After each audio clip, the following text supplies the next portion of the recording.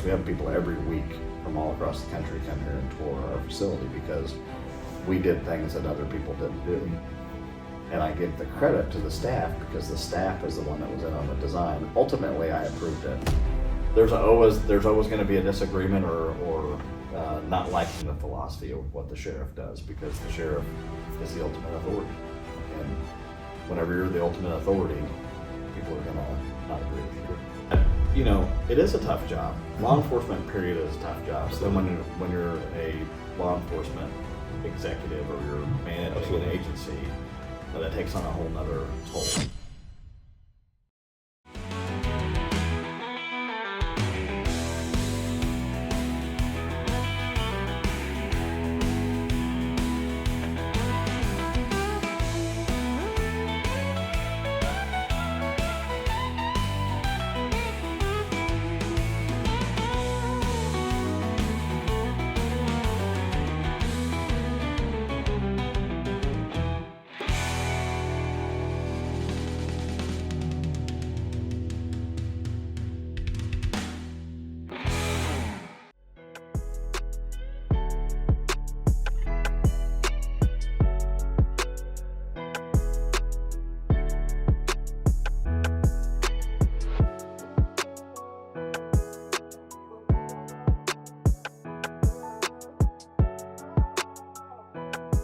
Peregrine combines your disconnected systems like CAD, RMS, JMS, body-worn cameras, and more into a powerful and user-friendly platform.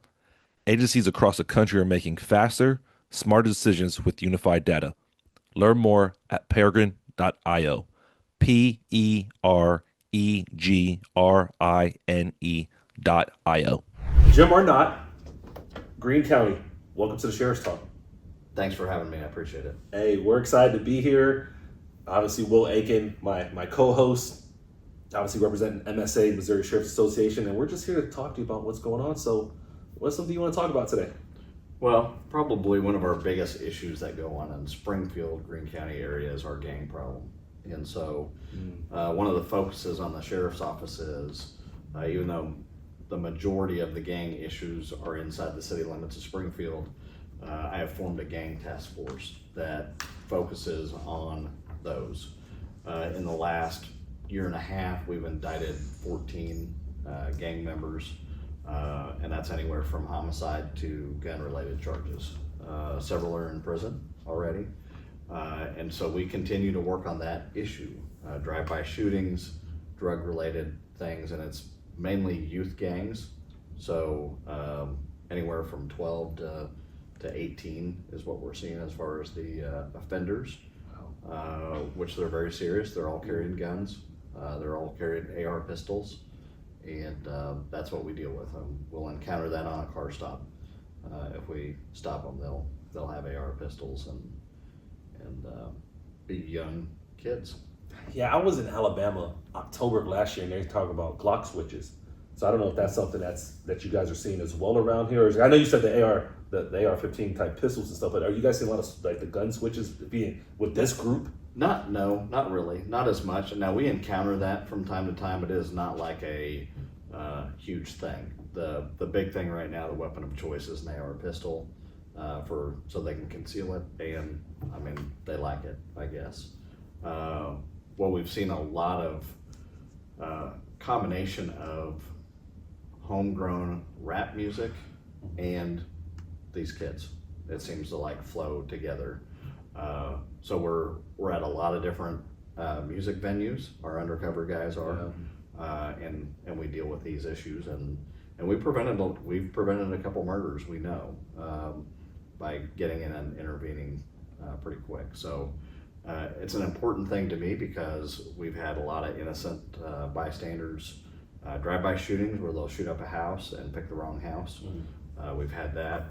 We've had vehicles that are shot into, and people are shot that weren't any part of a gang. It was just a thing. So it's important for me to protect the community, and that's what we've focused on the last year and a half. We've got a lot of initiatives going on, but that's really a focus that our one task force has done. Now, have you always had that issue? Like, because I remember before the show we talked about you going on 40 years now. Yes. Just like so. Has it always been like that, or is it kind of like a shift of people coming into the town, or is it just like where does that actually come from? Like as far as like Greene County goes. Sure, it's a shift. Back in the 90s, mid to late 90s, we had gangs from Chicago, and we had the traditional, the Blood Crips. We had a street, like a regular street gang type thing. That went away with some good enforcement and good law enforcement, good police work. But then we shifted into the meth lab era, where that's what we were doing is Nazi meth started here in Springfield, Missouri. I mean, for the entire country. So that recipe started right here by a SMSU student that developed that. So those things happened. So we had the meth lab era where we dealt with that. But then we've kind of spun into this youth gang violence issue, and so it's an important topic for our community, and so that's what sheriffs do, is we take care of business, and when something comes up, we jump in and we handle it, and that's what we've done with this. Yeah, talking about like in the 90s, in a previous agency that I was with, we had gangs and we dealt with gangs, but the shift from gang members like the Bloods, the Crips, Gangster Disciples, and stuff like that, they were adults, but now we're seeing that shift to the youth. In your opinion, why do you think why has it shifted like that? Sure. Well, one thing is the law, and so they know the older ones that were into the gangs are pushing it down to the youth because they're just going to end up in juvenile detention, or so they think. But then we try them as adults because they're doing adult crimes, and it changes. That's probably one of the biggest things. One thing that we've seen, and you've seen this in the traditional gangs, you would never see a Blood and a Crip hanging out at a party on a Friday night.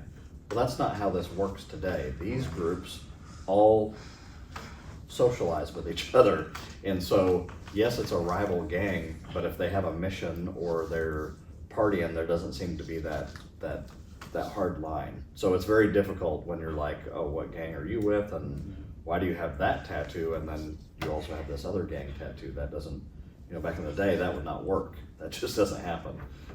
So it's a different mentality.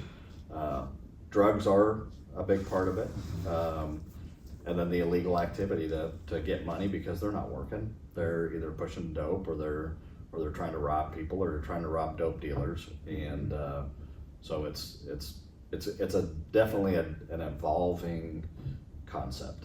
I remember it's probably been 10 years ago or so that I was reading articles that for like trends in other parts of the country where they started colluding with each other, the Bloods and the Crips. And so it wasn't, they're still rival gangs, but to your point, they're doing illegal operations, but they're working together because it improves the return of investment, so to say, back to their gangs. Yeah, absolutely. Yeah, and it was just mind-boggling. Like, I remember growing up in Southern California, you saw red and blue coming together, you ran. Right, absolutely. And that's not the case today. Right, totally different. Well, you learn that like that's what they talk about, like the history of like some of the California prisons, and especially when it talks about like racism and like the different groups working together. What brought them together was money. That was like the one deciding factor. So now you're saying like what you're saying you're seeing here now. You're like, wait, how's this gang member and this gang member just hanging out, having drinks, and doing whatever they do? It's just really the money side. Because you're right, they see more efficiency when you're working together. Doesn't mean you like each other necessarily, but hey, I can like you enough to make money. I can like you enough to pay bills. Right. So you kind of see that combination. How does the community respond to some of this? Oh, I mean, the community is very supportive of our proactive enforcement, and so that's a huge thing. And we do have a lot of things that make the news. We have lots of news stations here, so it covers things.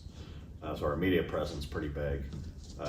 We just had a homicide probably a month and a half ago, and it was gang related. It was actually rival gangs, but it was kind of strange because they were youth. They were 18, so they made it on the adult side, but they were youth, and one was a girlfriend of another guy that was a different gang, and so it ended up kind of being a rival gang thing. But a lot of it all revolves back around drugs and that type of thing. So it's kind of strange how this all comes together, and we end up working it. Yeah. you said this is a task force that you created? It is, yes. It's a gang task force, and that's what I have one detective that's in charge of it, and that's what he focuses on every day, is gang related. Do you have other agencies that participate? We've got ATF that has been a great partner with us because of the gun side of it, and so we're that detective is also a task force officer with ATF. So they've worked great together because we're able to get the guns off the street. Guns and drug charges is usually a pretty good connection for us to then send them to prison, and that's what we've done. It's been a great cooperative program. Yeah, that's important in law enforcement, to be able to come together under one mission, because just like we're talking about the gangs and stuff like that, if they're coming together and working together, we should be doing the same. We shouldn't be trying to hide information or trying to say, nah, I got this on my own, because if the criminals are doing it, that should be a sign like, hey, because they're joining forces in a sense. Why can't we? Sure. Now, I know we talked about before while we're doing the pre-show stuff, this is a pretty new building that we're in, right? Yes. Yeah, and it's how do you think how has that impacted some of like the morale or some of the stuff you guys have going on here in Greene County, and obviously in combination with all your initiatives to actually have everybody in one center? Sure. Yeah, that's been a huge deal, and not only did we this facility has a lot of space, but we're also to bring our federal partners in our building instead of the reverse of where we used to go to the federal agencies. Now they're housed. I have marshals here, deputy U.S. marshals that are housed here. Wow. Because I have a fugitive task force that we run, and so they're part of our fugitive task force. And we have, all of our intelligence is here. So our intel analyst section, they can pull up all the data that everybody needs. So we call it under one roof. We're actually under one roof, and now everybody can work together, and we have people coming to us where it used to be the other way around. So we're kind of a central database for a lot of programs. That's super impressive, because you had mentioned earlier that you were occupying 6 different buildings, and which that decentralized feeling, I can't even imagine what that was like. But not only did you centralize it, but you brought other partners with you under that one roof. Right. What was that process like, trying to get everyone to agree, like, hey, look, come to our building, we'll build it, you just need to come? Well, and that's, that obviously evolved in time, but once we got here and, we're a central point for a lot of data, like all of our jail data. When somebody gets booked in, that's all intelligence data. When somebody makes phone calls or sends messages out, we collect all that. And so the bad guys are talking to other bad guys, and all that information is right here. So that's why it's nice for our federal partners to come and be housed and share that. And it was easy because you could just come to one place instead of being in a location somewhere else, and you're just getting pieces of information. Everything's here. So it's worked out great. And then we form, as you know, once you do that, you form good bonding relationships, and when you need something, you call them, and when they need something, they know where to go, and it works out great. I think it's quality of life things too, just in general, because obviously being at the highest level of your organization here, worrying about 6 locations is a lot tougher than worrying about one. You still have a lot of missions and initiatives going on, but you're not worried about those missions plus where everybody's at. Right. And then you're waiting for people to get here, and just like, hey, I need you to meet down here at 1 o'clock, and you're like, where they at? Oh, well, we got traffic. Well, you don't have traffic going upstairs. Right. Like you just get here. It's not like you get lost. Yeah, and one thing about this building, we put a lot of meeting rooms in this building, and so if you tour this building, you'll see conference rooms and media. There's a huge media room, and our briefing room for our jail staff that holds over 100. We have close to 100 on a shift. So when they come in, the briefing room is a tiered briefing room, so you can address everybody at one time. And we used to sit around tables and with folding chairs and things like that, and so it's a totally different thing where we've set it up to where we can communicate better, and that's what this building was designed by the sheriff's office staff, and I had a team in the design process and the build process the entire time. It was several years. That was their sole mission, is to make sure that the building got taken care of, and what our needs were. And, you know, those change, but for the most part, it was a pretty seamless project.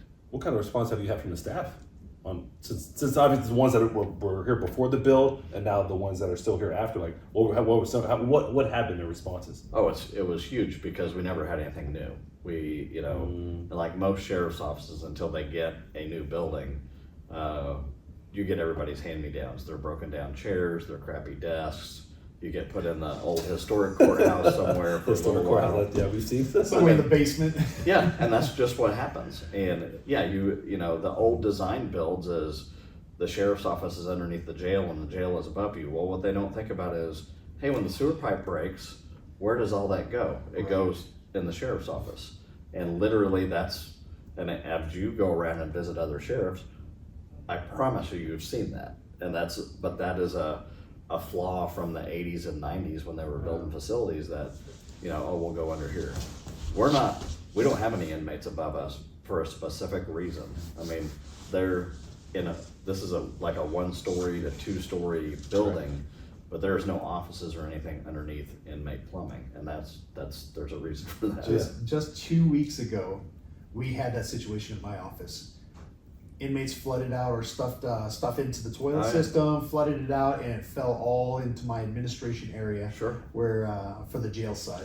Yeah. And every time, and it's not the first time, every time I see the pictures sent to me, Sheriff, we've had another incident. It's just like, oh my gosh. Yeah, and that's why we're in on the design process and the building process, because the guys and gals with the most experience that work every day go, we ain't doing that.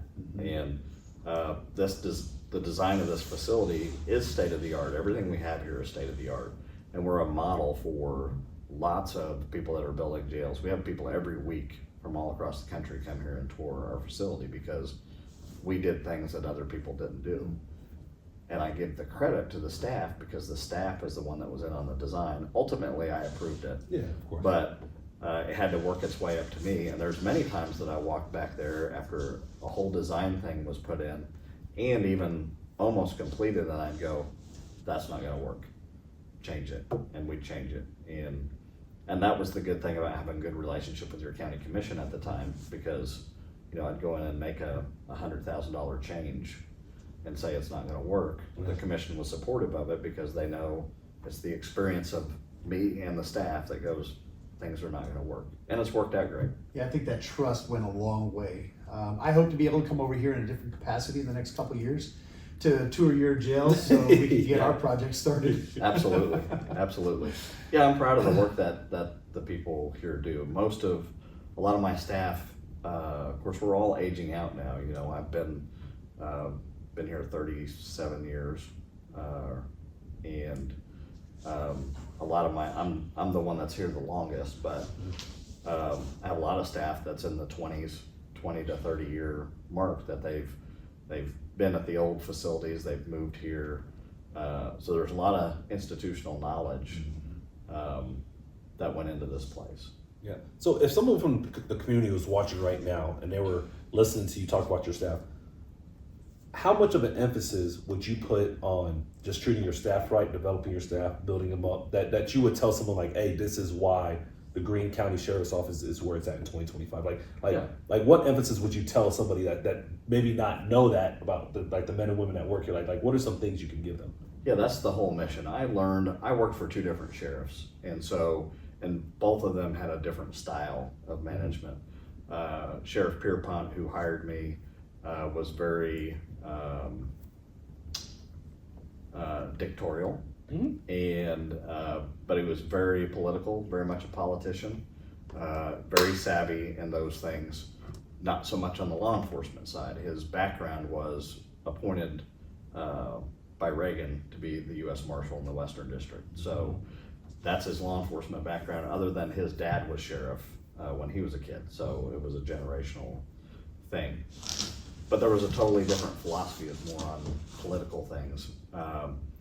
When Sheriff Merritt got elected, he was a former state highway patrolman, but spent most of his time in investigations, and that's where I knew him, because most of my career is as a detective and doing our homicides and our bigger cases. So I knew him.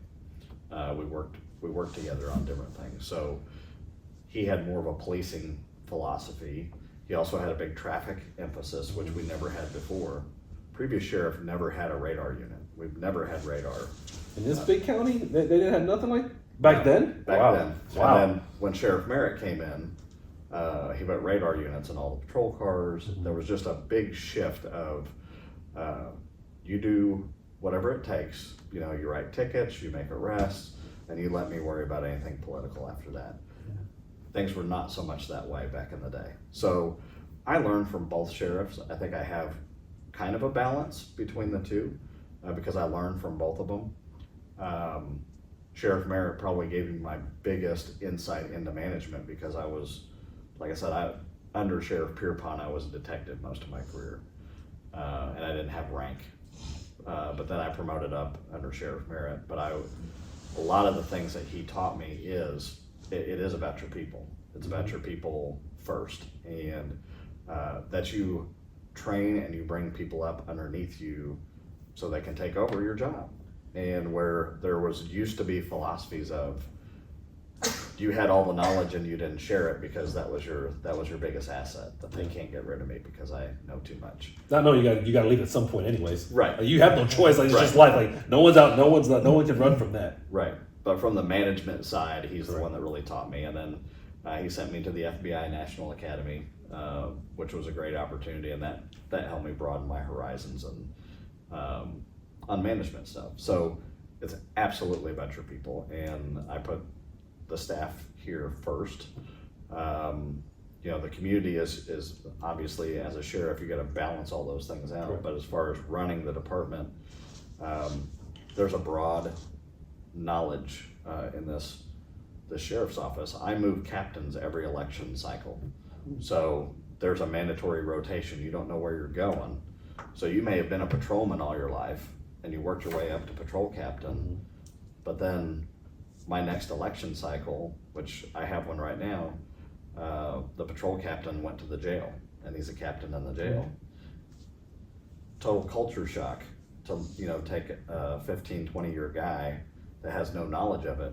But now, when they all rotate through, they see the big picture on the entire department and go, oh, now I know why you're doing that. Now I know why you're doing that. And staff meetings are great because everybody gets what everybody else is doing, and there's not just this silo of this is my area. So there's one spot for 15 years, and they're like, "What do you mean you're not doing that over there?" Because of like the rotation. It's like, well, no, I know what you're talking about now. Right. This is why you got so mad at me when I said this. Right, exactly. How many times have you heard, hey Jim, or hey Bob, you know, whoever it is, I'm sorry I treated you that way, I just had no idea. Absolutely, all the time. Yeah. All the time. And in fact, at lunch today, we usually try to make our lunch mini staff meetings where the captains go, and all the division captains will come together and they'll talk about what's going on with the other thing. And they're like, the captain that's in the jail, he's like, I had no idea what it takes to manage nurses, or what it takes to manage, you know, the medical unit, or psychologists, or the kitchen. Yeah. You know, those are all, when you look at a sheriff's office, especially this size, you have a bunch of mini businesses within your department. Yes. So like we feed 1,000 meals a day, 3 times a day.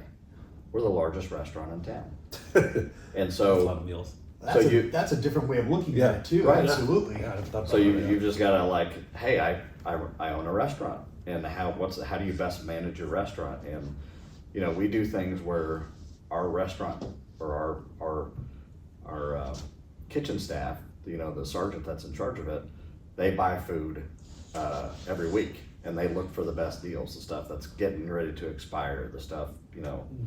So, you know, we're at $2 a meal, roughly $2 a meal, every meal. Well, you take that to restaurant owners and go, hey, we're serving inmates at the cost with staff and food, $2 a plate. Can you do that? And they're like, no way. They're probably we're closing our door. We can't even talk to you about this. Right.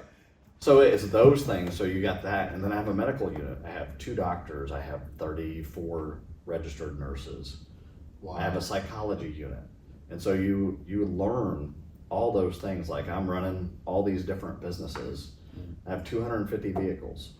And so, and we manage the vehicles, and you buy and you sell. So I'm a used car sales guy one week, and all those things kind of work together, and that's why sheriff's offices are unique. They're not like a police department. That's all they do is policing. We do more than policing. We do public education. We are mandated to be good communicators with our community. Yeah. Otherwise, you won't get elected. I was saying, well, that's part of the process. Like, yeah, you just can't go hide away and say, "Hey, I'm going to keep my job no matter what." Because in 4 years, people are going to be like, "Wait, we haven't seen you in the last 3 years. We only see you during campaign time." Right. And they remember that, so you have to be out there to communicate with them. Right. And so the sheriff's office makes up so many different things, and that's what's unique about it. Is I have a lot of knowledge of vehicles. I have a lot of knowledge of food service. Have a lot of knowledge over medical stuff, a psychology unit.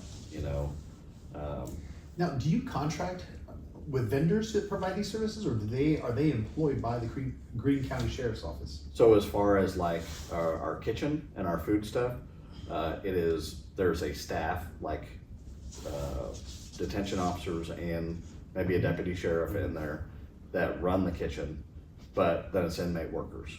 Okay. And so we use a lot of I don't call them trustees because that trust word doesn't go very far. Sure. So we call them inmate workers. Right.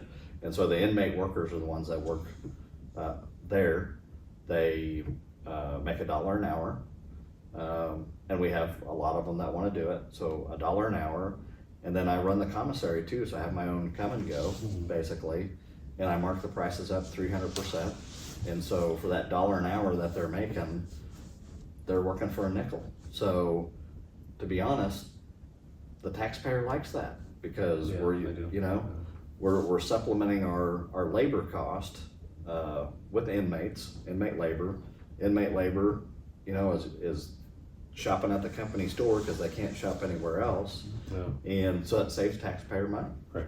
What taxpayer don't want you to save money in the long run? Absolutely. Yeah, they're all looking like, hey, what is the sheriff doing to alleviate some of these costs that are associated with people being there? Right. And we have a worker release it's not a release program. We have inmate workers that weed eat the ditches in the road, that mow the yard, that do all that, and that's the same concept. Because if you like he meant, like if you outsource it out, like let's say people cutting grass, for example, you're going to pay a lot more for that labor than you would pay for the inmates that are here. But then when you start doing that, then someone will say, well, why are you using our money for that? Right. You have to have a balance. Correct. And so sometimes we may not have enough inmate workers because contrary to popular belief, we can't force inmates to work. Right. They have to volunteer to want to do it. Yes. If we could force it, we would be in good shape, but we can't do that. So sometimes I may not have enough to mow the yard or mow the courthouse or that kind of thing. So we will have to go out to a vendor to do that. But for the most part, we try to use inmate labor they do all the cleaning, they do the, they clean the pods, they cook the meals, they do the laundry, all those things. And it keeps them busy too. Right. It gives them purpose. Right. Yeah, so hopefully takes a job skill outside when they leave. Exactly. We're hoping that they take that job skill and do something with it. Yep. They can say they spent some time doing something productive while in jail. Right. Because I have a background working in federal prisons, and a lot of them like to work because it keeps them busy. Sure. It gives them something to do because from what they have told me in the past is when they're just sitting around that housing unit, they're just going to get in more trouble. Right. Their mind is going to idle in the wrong way, so they want to go cut the grass, they want to cook the meals. So when somebody hears, well, you're only really paying them $0.05 an hour, I said sometimes they'll do it for free, so to speak, because they just want to be out. Like they want to be busy because they know just watching TV all day is not going to result in anything positive. Right. And it's just not the $1 an hour pay. The inmate workers also are in a special housing unit that gives them a little more TV time, a little more. Okay. So there is benefits. There's some perks. So like a work cadre, I see what you're saying. Yeah. I'm glad you talked about all those different areas because I think there's still this a perception of from the public, right? And I don't know if it's this way in your community, but you're the sheriff. You're an elected official. You represent the sheriff's office. I don't think they understand quite complicated or how complex your responsibilities are. And so you being able to share everything, like every single area of your office and how you have to run multiple businesses. That's why whenever I hear people like, well, you're just the sheriff, because I've literally had this said to me, I can do your job. And knowing their background, I'm like, okay, well, what's your business background? Right. What is your understanding of, X, Y, Z? And I spell it all out for them. They're like, you have to do all that? And I'm like, and then some. Yeah. And you still got policing. Right. And then you still got to do the law enforcement side of it as well. Right.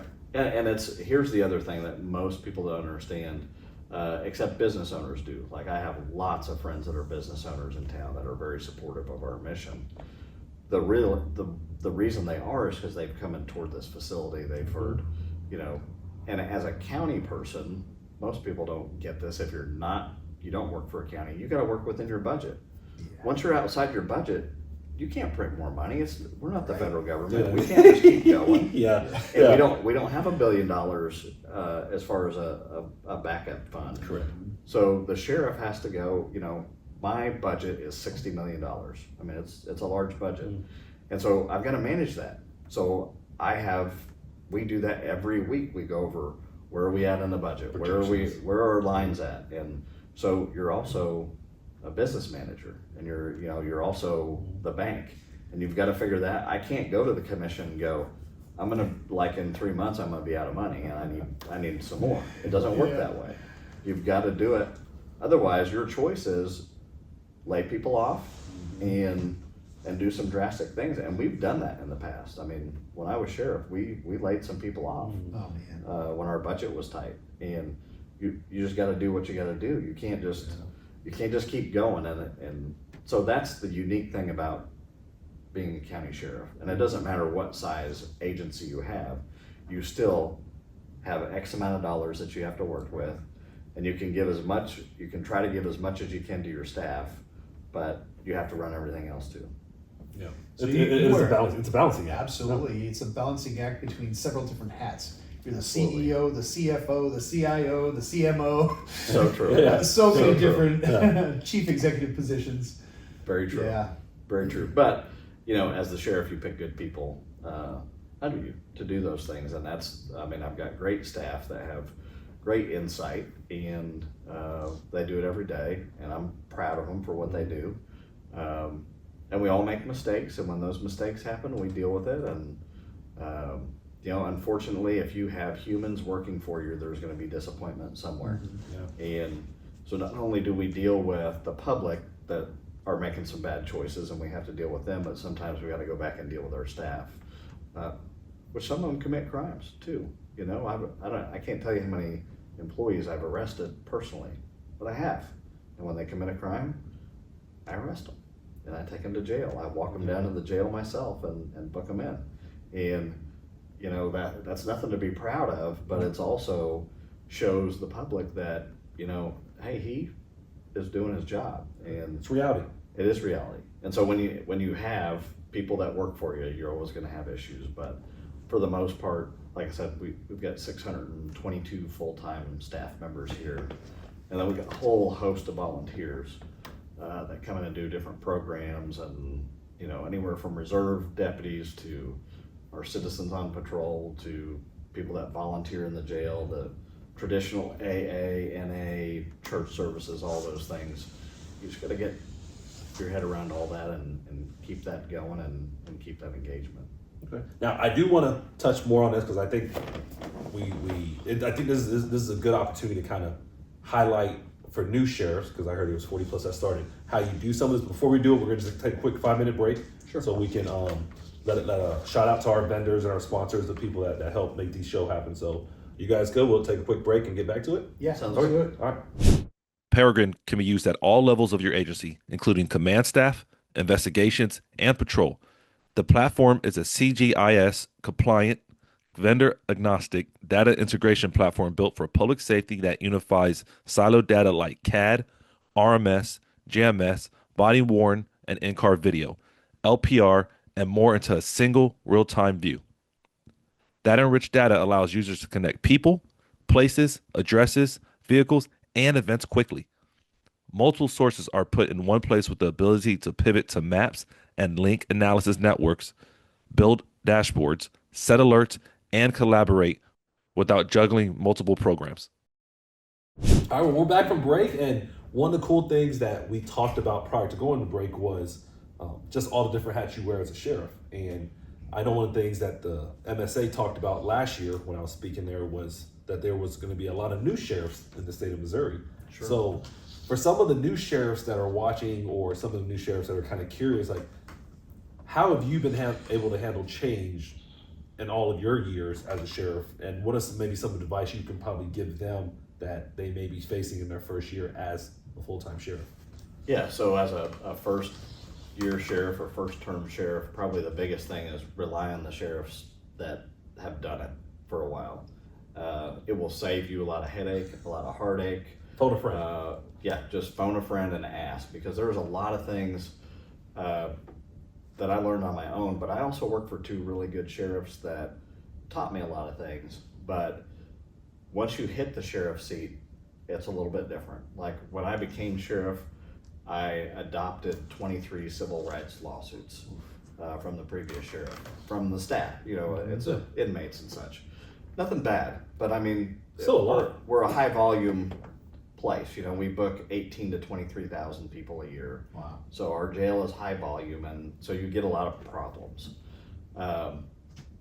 But before, I dealt with those as the chief deputy, handling a lot of that stuff. But until your name is on the lawsuit and that's your farm kind of like at risk, it changes your perspective on how you do things. So I learned a lot from making mistakes too. And so I would recommend that you talk to the sheriffs that's been there and done that, and the ones that you trust, and see what works, because there is no sense recreating the wheel, Right. because it's already been done. Whether it's policies, whether it's all that, the sheriffs that's been around a while have it and can tell you what works and what doesn't work, at least in our area. And so I've got like a county, I've got a rural county, but I have a big city, and so I have kind of a combination of everything.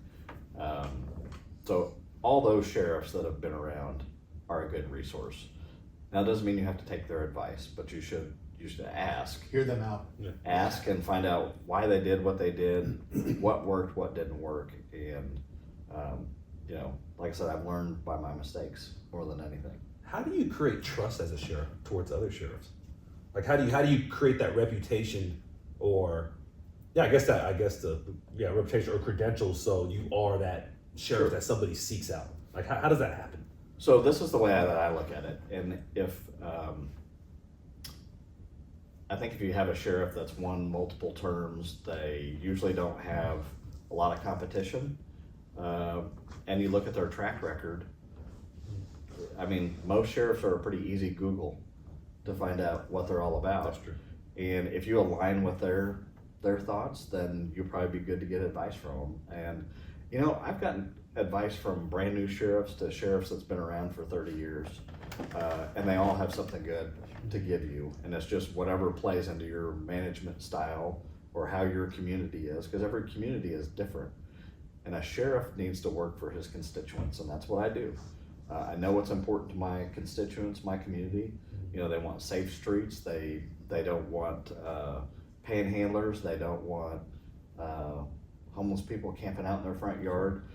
There's a quality of life that they want, and they're business owners. They're hardworking people, and I've got farmers. I've got all that. So it really depends on your community. So it doesn't matter if you're a sheriff. You're a representative of the people. The biggest thing is to go to somebody and bounce ideas off of. Make sure that they're successful. You don't want to go to the sheriffs that's made like decisions that they're getting ready to get indicted for. Well, Don't talk to them. because not every Right. person's the right person to go to. I mean, Right. it's an unfortunate truth, but it's truthful. Like Sure. if you see a certain sheriff go down a certain path, if you don't want to find yourself on that same negative path specifically, that probably isn't the best person to reach out to. Right, but you can also learn from everybody. You can learn, and, yes. and sometimes learning is learning what not to do. Right. And so, yeah, I think just reach out to the people that you end up respecting or get you can pretty much talk to enough people at a sheriff's conference if you're another sheriff and figure out who's going the right direction that you would get advice from and who you should stay away from. And it's that way in every culture, every job market, every, you know, CEOs do the same thing when they go to conferences. They pick out the ones that their company is moving up and they're continuing to build. You want to talk to that guy. How did you do that? And so I think it's the same way. And I felt in my time just being around the Sheriff's Association, just being around a lot of you all at this point, is that most people have this sharing mentality. Like, in a sense of like, they want to see another sheriff grow, because at the end of the day, it's only 114 of you. And if someone can't do something in one county, you're probably going to call another county for help. Yeah, and absolutely. You should have some kind of relationship with, at least at minimum, probably the counties around you, if possible. And then obviously you venture out. But at the end of the day, you can get help from the north part of the state all the way to the south part of the state. Absolutely, and that's something that sometimes is difficult to explain to my staff, because they call us the Greene County State Police sometimes. Because why are we traveling 4 counties away to go work an officer-involved shooting? I go, because they called. And That's right. they're our friends, and that's what we do. And we've been all the way to northern Missouri. We've been to 5 or 6 counties. We've been everywhere.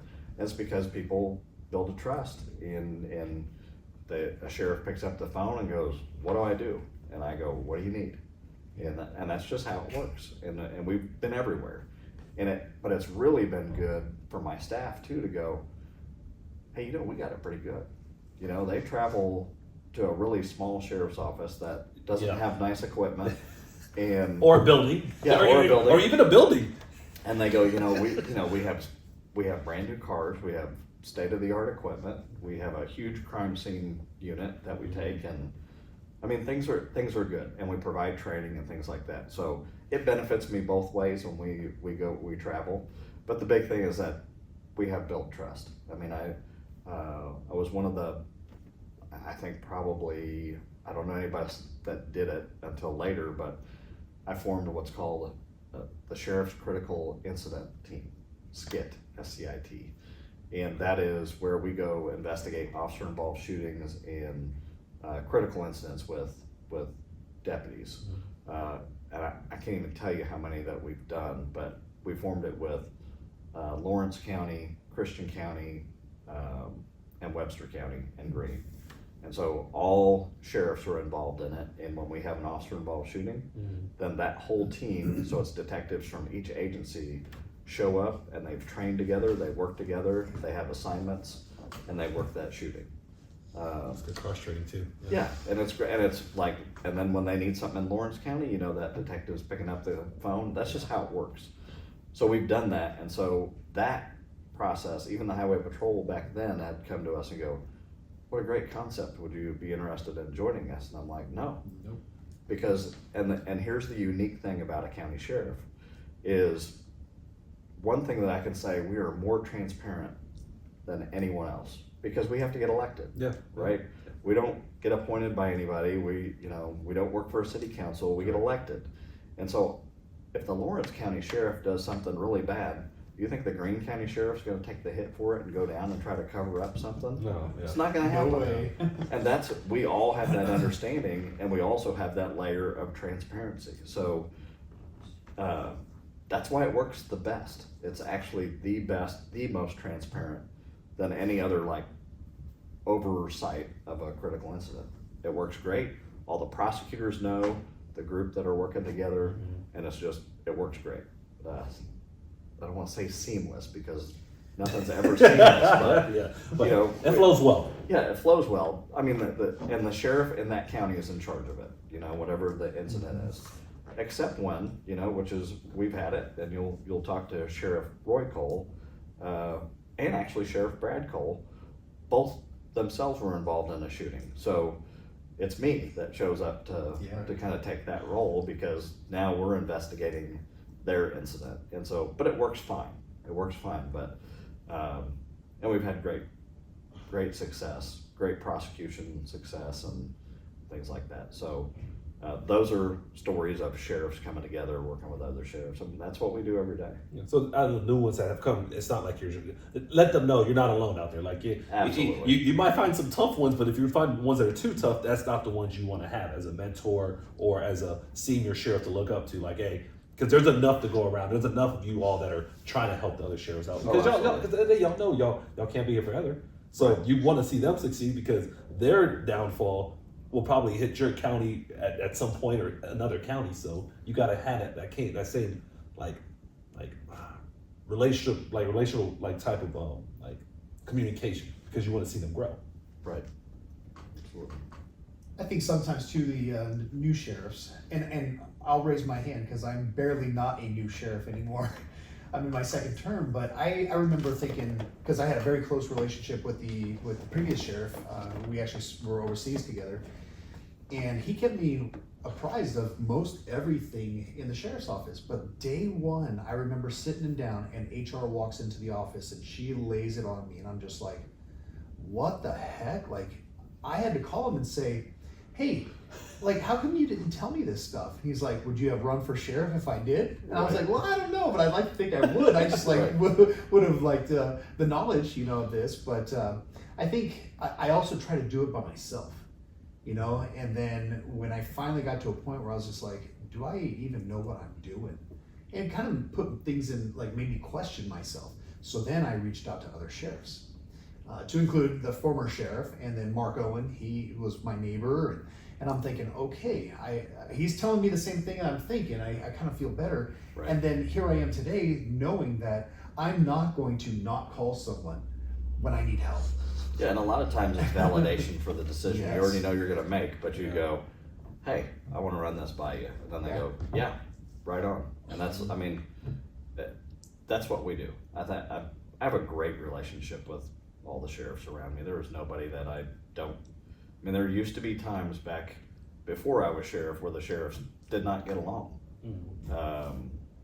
That there was jurisdictional issues, and it stops at the county line. We don't do that anymore. That is just unheard of in my part of the state anyway. I don't know anywhere else, but I can tell you in my part of the state it is all like, Jim, I need something, and we're there. And if I needed something, they take care of it. I mean, it's just how it works. So I'd hate to see that happening in other areas. I know that it does.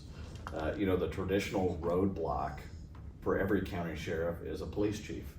I'm friends with all the police chiefs currently, but that's not always the case. And I think as long as the office of sheriff and the chief of police exists, you'll have a philosophy difference. Mm-hmm. And nothing negative. Like the police chief in Springfield and I are friends. We respect each other. We have definitely a different opinion on how to police things. And but he works for a city council, and he works for a mayor and a city manager, and I don't. I work for the people, and I get to say what I want to say, do what I want to do, and he doesn't. He's got to work for it at the direction of those people, and that's the difference between the county sheriff and an appointed police chief. And so you'll always have differences of opinion on policing philosophy. I mean, I've never not seen it anywhere. Doesn't mean we still work together. Yeah. But there is a philosophy difference. So I find that the philosophy difference, the one topic that comes up the most is the jail. Is that the same situation for you? Like, they don't quite understand why we do the things that we do when it comes to jail operations. But when I take the opportunity, because all of my police chiefs are friends of mine, and it's great, but we don't always agree.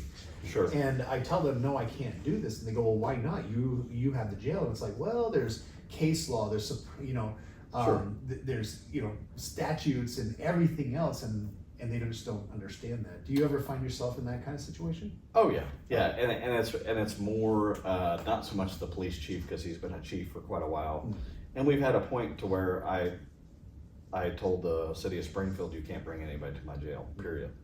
And they sued me over it, but eventually that got resolved. But the fact is, they figured out the county sheriff really is in charge. Like, the county sheriff can say no. Yes. we are a support agency for them, and without them, if we said you can't bring anybody to jail, they can't do policing. They can't make arrests. And so it filters down and they go, ah. So really the sheriff is important. And I think that's across the nation that becomes an issue. And that's why there's the respect thing. Like, I know what he can do, I know what he can't do, or she. And so those are the things that we just kind of look at, and we sometimes agree to disagree. As far as taking people in the jail, that's always a debate of like, you bring a highly intoxicated or drugged person in and they get refused. And they don't understand why not just take them. But they do once they get sued. And then they figure that out. So yeah, I mean, that's a thing. The neat thing is Springfield Police Department used to have a city jail. The reason they got rid of the city jail is because it was such a pain. They realized it. Let's give it to the county, right? This is not for us. We are not. We Right. don't have that philosophy like you said. Like our mindset's a little bit different than what we thought the county sheriff was doing. Right. So there's always that. So it's an educational piece, like with new police chiefs and things like that. But for the most part, everybody's kind of figured out where everybody's at, and we all do it for the good of the cause. I mean, the bottom line is we have to take inmates that we can properly take care of, and if they're not, then they got to go sit on them in the hospital until they can. So there's always going to be a disagreement or not liking the philosophy of what the sheriff does, because the sheriff is the ultimate authority, and whenever you're the ultimate authority, people are gonna not agree with you. Yeah. So 17 years, you said, right? This is your 17th year as a sheriff. Yes. For the newer sheriffs or anybody that are looking at, how have you maintained like your mental well-being in 17 years? Because that's a long time to be at the top of any food chain. Yeah. Like, what do you do? Well, gosh, that's a kind of a loaded question. So, that was the point.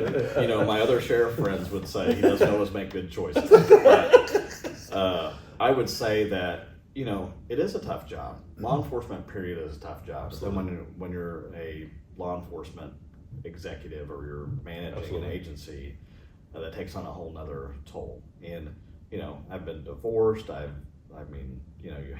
You have problems as you go along dealing with, it's a 24/7 gig. Phone never stops ringing. You always have issues. And so, I guess the way that I deal with it, I do my hobby things. I've got a horse. I go horseback riding. I've got friends that I hang out with that I have a lot of fun with. I've got cars. I'm big into cars, so I have a couple of collector cars. I have semi trucks. I have a lot of those things. You got a lot of stuff, yeah. Yeah, so that's how I divert my attention. Have you ever dealt with a bear before? With a what? A bear. A bear? Yeah. Like Smokey Bear? Yeah, like any kind of bear I'm before. just, you're talking about the animal? A Yeah, bear? yeah. Like Oh, have you ever dealt with a bear yeah, before? yeah. So question, and this is the question of the day. This is the question today. I didn't know where it was going. Would you take 100 men or one bear? Who wins? Take on? Yeah, like no weapons, no extra tools, no nothing. Just 100 men versus one bear. Who do you think? I'd will- probably take the 100 men. How many men do you think would die in this process before they beat the bear? Okay. Confused. Are you talking about the men against the bear, Yeah. or me picking who I'm against? No, it's the like how many men would it take before like they would kill the bear? Like how many men are going to die in this process? None. None if I get to pick the men. Fair enough. Okay. So here's the deal. Here's the deal. You've probably seen the TikTok, and I can't remember the guy's name, and I won't say the explanative of what he says, but he goes, I just need 3 people to take over the country. Oh yes. Okay. I think it's like an Italian guy or something like that. Yeah. And it's true. You pick the right people, you're gonna win every time. It's kind of like leadership, right? It's kind Right. of like sheriff's office. Like you put your people in the right spot, and it's going to set you up for success, even when you're Right. going against the bear. Right. It's interesting how when that question is posed, it always has like a leadership lesson behind it. Because, I mean, we don't know where the answer is going to go or come from, but you automatically turned it into, well, if I have the opportunity to choose the people, which is what we do every day. Right. Get one To shot, run no operations. rest. That was the background speaker there. He couldn't help himself. He couldn't help himself. He's been dying to say something. But no, but you're right. That's kind of that's why I asked it, because I know we're talking about leadership and growing people and developing it. That's something that's recent on social media, is the 100 men versus 1 bear kind of thing. And Right. it kind of popped in my head. I was like, well, we're already on this leadership track. So what? But you're right though. Everybody's perspective is different. But typically, you're right. If you have the right people around you, the right support system, the right ways to handle this bear, then you probably won't have anybody die. Or some people or they say, well, if there's 100 random people, that's a whole other story. But as a leader, if you say, well, I'm not going against that bear unless I have these 5 people or 3 people, You know, and then I'll take it from there. you know the people in your organization that can do the mission that you want them to take on. I know somebody that I could put on the bear that would take the bear down and not get hurt. I know that guy. Everybody knows a person. And so if you get to pick, it's not gonna be me, I can tell you that. Yeah. That's not me.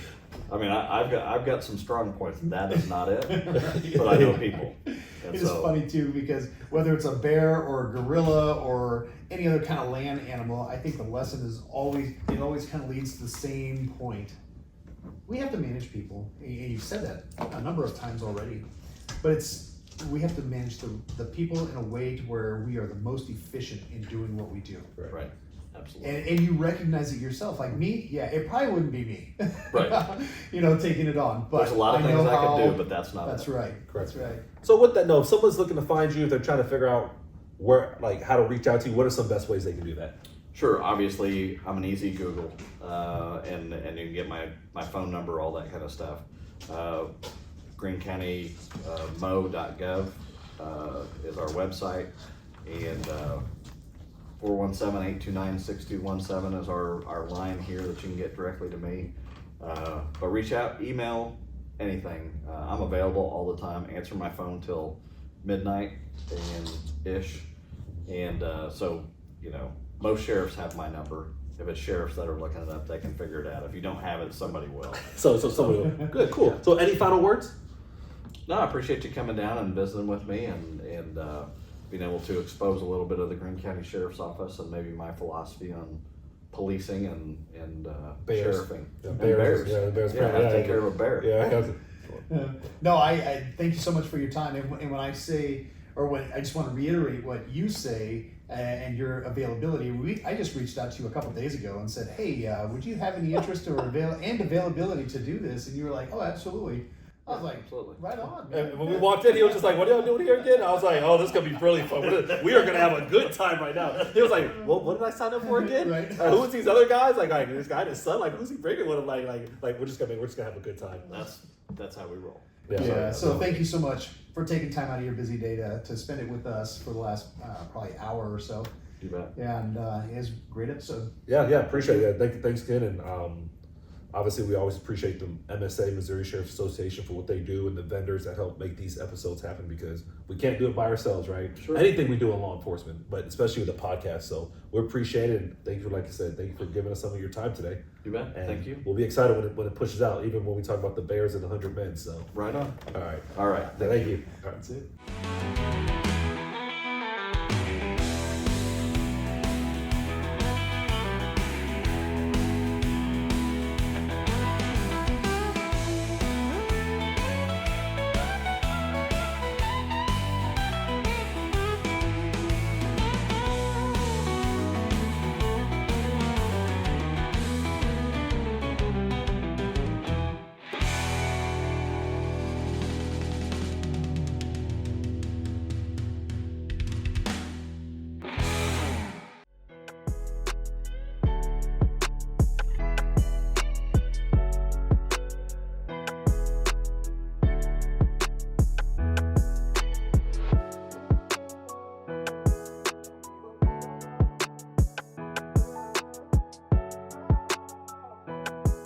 Peregrine combines your disconnected systems like CAD, RMS, JMS, body-worn cameras, and more into a powerful and user-friendly platform. Agencies across the country are making faster, smarter decisions with unified data. Learn more at peregrine.io. PEREGRINE.io.